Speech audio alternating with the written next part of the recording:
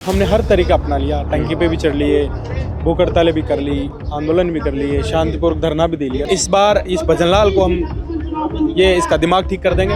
ये तो इनकी तरफ से कोई मर भी जाए ना तो भी अब उसकी तरफ देखेंगे नहीं। ये सरकार में से लोग बैठे हैं, बातें करते हैं देश हित की, नारी हित की, युवा हित की, लेकिन इतने भ्रष्ट लोग हैं, इतने नाकाम लोग हैं। एबीपी वाले हमेशा से ही नहीं चाहते कि छात्र संघ चुनाव। इनसे हम कभी वार्ता करते हैं, बात करते हैं कि आप छात्र संघ चुनाव को लेकर क्या आपकी विचारधारा है, तो ये कहते हैं कि हमारा तो एक प्रोग्राम है छात्र संघ। वो तो सिर्फ दिखाने के लिए आते हैं। अच्छा, उन्होंने आज तक कोई आंदोलन नहीं किया।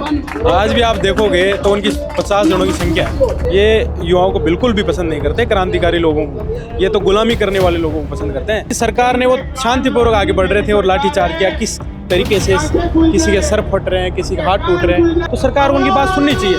सारे राजपूत राजा नहीं थे। राजस्थान के जितने विश्वविद्यालय सभी में आरएलपी बड़े आंदोलन करेगी और जल्द ही हम डेट डिसाइड करेंगे इसकी। हम सरकार को चेताना चाहते हैं, या तो आप वक्त रहते चेत जाओ, या आने वाले वक्त में हम विधानसभा का भी करेंगे और बड़े आंदोलन करेंगे। राजस्थान यूनिवर्सिटी के कैंपस के जो सेंट्रल लाइब्रेरी है यहाँ पर मैं हूँ और आरएलपी का जो है धरना यहाँ पर चल रहा है छात्र संघ चुनाव की बहाली को लेकर के।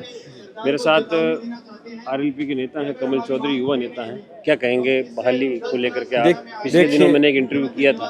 बिल्कुल, आपने इंटरव्यू किया था और पिछले कई सालों से हम लोग छात्र संघ चुनाव के लिए प्रयास कर रहे हैं कि छात्र संघ चुनाव बहाल हो, लेकिन सरकार अभी तक भी हमारी तरफ कोई ध्यान नहीं दे रही। आपने देखा होगा, हमने हर तरीका अपना लिया, टंकी पे भी चढ़ लिए, भूख हड़तालें भी कर ली, आंदोलन भी कर लिए, शांतिपूर्वक धरना भी दे लिया, लेकिन अभी तक सरकार का कोई भी नुमाइंदा हमारे से वार्ता करने को तैयार नहीं है। इसी को देखते हुए हम लोग आज क्रांतिकारी आंदोलन करेंगे और ये सामूहिक आंदोलन है। इसमें तमाम यूनिवर्सिटी के हमारे कॉलेजों के स्टूडेंट लीडर सब साथ में हैं। तो हम सरकार को चेताना चाहते हैं, या तो आप वक्त रहते चेत जाओ, या आने वाले वक्त में हम विधानसभा का भी घेराव करेंगे और बड़े आंदोलन करेंगे। ये एबीवीपी का प्रोटेस्ट वहाँ चल रहा है, उन लोगों ने भी छात्र संघ बहाली को लेकर के पूरे प्रदेश में आज आंदोलन की बात की है। सरकार उन्हीं की है। मैंने उनसे ये सवाल पूछा, आपसे भी ये पूछ लेता हूँ कि क्या ऐसी अड़चन है कि वो लोग, उनकी बात भी सरकार नहीं सुन रही है? क्या दिक्कत है? नहीं, वो तो सिर्फ दिखाने के लिए आते हैं। अच्छा, उन्होंने आज तक कोई आंदोलन नहीं किया। आज भी आप देखोगे तो उनकी 50 जनों की संख्या है और हमारी 4 गुना संख्या है। तो एबीपी वाले हमेशा से ही नहीं चाहते कि छात्र संघ चुनाव। इनसे हम कभी वार्ता करते हैं, बात करते हैं कि आप छात्र संघ चुनाव को लेकर क्या आपकी विचारधारा है, तो ये कहते हैं कि हमारा तो एक प्रोग्राम है छात्र संघ। ये कभी नहीं चाहते ये लोग। ये तो ये चाहते हैं कि चरण छूने वाले लोग आगे आए, गुलामी करने वाले लोग आगे आए। ये कभी भी क्रांतिकारी लोग नहीं पसंद करते और हमेशा से ये लोग दमन करते हैं युवाओं का। अगर ये एबीपी चाहे तो सरकार जरूर सुने, लेकिन ये इनका दिखावा है, लेकिन इनका मन अलग है, दिखावा अलग है। अच्छा जी, ये आप बताइए कि क्या आरएलपी अब पूरे प्रदेश में आंदोलन की वो हवा लेके जाएगी? छात्र संघ चुनाव को लेकर के पूरे प्रदेश के विश्वविद्यालयों में आप लोगों की प्रदर्शन की योजना है? बिल्कुल, हम तमाम राजस्थान के जितने विश्वविद्यालय सभी में आरएलपी बड़े आंदोलन करेगी और जल्द ही हम डेट डिसाइड करेंगे इसकी। एक बार हम आज भी हमारा ये प्रयास रहेगा कि सरकार हमारी बात सुने, नहीं तो आने वाले वक्त में हम सब लोग बैठ के बात करेंगे। और पहले भी हम लोगों ने बड़ा आंदोलन किया था और सरकारों ने हमारे को झूठे आश्वासन दिए।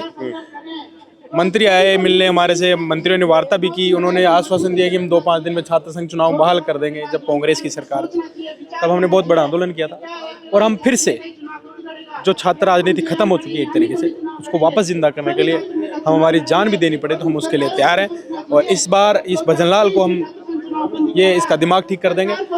आप देखो चारों तरफ कितने आंदोलन हो रहे हैं। कल परसों आप देखोगे यूजीसी रोल बैक को लेके हमारा युवा साथी, चाहे वो किसी भी कम्युनिटी से हो, बिल्कुल युवाओं की कोई जातियाँ नहीं होती, और उन्होंने अपने हक के लिए जो लड़ाई लड़ रहे थे, किस बर्बरता से सरकार ने उन पे लाठीचार्ज किया, हम तो इसकी भी निंदा करते हैं। अभी 1-2 दिन पहले पूर्व छात्र नेता, या यूँ कहेंगे छात्र नेता थे शुभम रेवाड़, उन्होंने लगातार 13 दिन तक अनशन किया और पुलिस यहाँ से जबरन उठा के ले गई। कल उनका अनशन तुड़वाया गया है, क्या कहेंगे उसको लेकर? नहीं, तो अनशन नहीं तुड़वाते तो फिर क्या करते?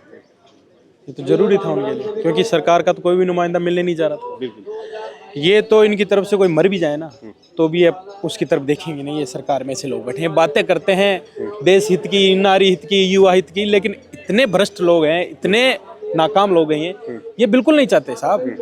ये युवाओं को बिल्कुल भी पसंद नहीं करते, क्रांतिकारी लोगों को। ये तो गुलामी करने वाले लोगों को पसंद करते हैं। और मैं इन लोगों को भी कहना चाहूँगा कि आप अभी भी समझो, ये सरकारें आपका यूज़ करती है, ये बड़े बड़े भाषण दे के राज में आते हैं और फिर आपको अनदेखा करते हैं। तो ऐसे लोगों को समझने की ज़रूरत है।